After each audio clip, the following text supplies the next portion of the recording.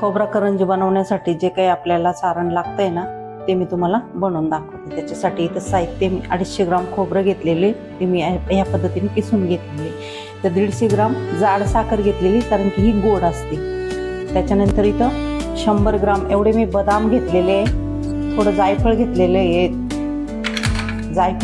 आहे, सुंठ घेतलेली अर्धा इंच, 6 छोटी विलायची घेतलेली आहे, एक 10 ग्राम खसखस घेतलेली आहे, 1 कप एवढा हे बारीक सुजी रवा घेतलेला आहे आणि 4 चम्मच एवढं आपलं साजूक तूप घेतलेलं आहे। आता आपण थोडंसं खोबरं हे भाजून घेऊ, मी तुम्हाला पुढील प्रोसेस दाखवते। भाजले आपलं खोबरं, थोडंसं हलकंसं त्याचा कलर बदलू द्यायचा, की त्याच्यात हे नवी जाते।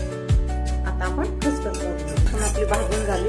तिच्यात भाजताना मी काही पण टाकलं नाही, खोबऱ्यामध्ये पण नाही आणि खसखसमध्ये पण नाही। आता आपण आपला रवा भाजून घेऊ। रवा भाजताना आपल्याला 1 चम्मच एवढं आपल्याला तूप टाकून द्यायचं, थोडंसं त्याचा पण आपल्याला कलर बदलू द्यायचा। सारण पण इथे भाजून झालं, थोडासा हलका गुलाबी रंग झालाय।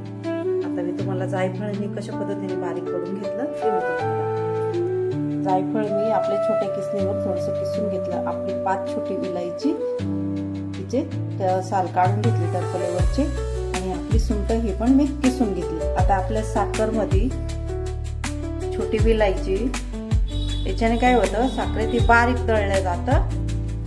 त्याच्यानंतर जे आपण ही जायफळची पूड घेतलेली ती, सुंठ हे आता आपण मिक्सरला बारीक करून घेऊ। त्याच्यानंतर आपण त्याच्यामध्ये एक चक्कर फिरून घेतल्यानंतर मग आपण बदाम टाकू।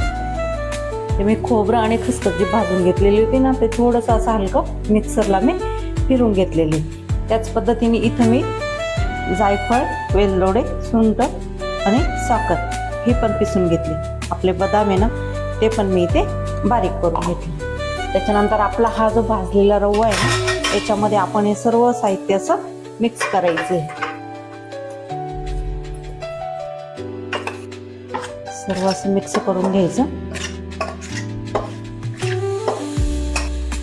सर्व जेवढं मटेरियल घेतलेलं होतं ते आपलं सर्व इथं मिक्स करून घेतलं। करंजा बनवण्यासाठी जे सारण आहे ते आपलं इथं तयार झालंय। आजची रेसिपी पूर्ण झाली।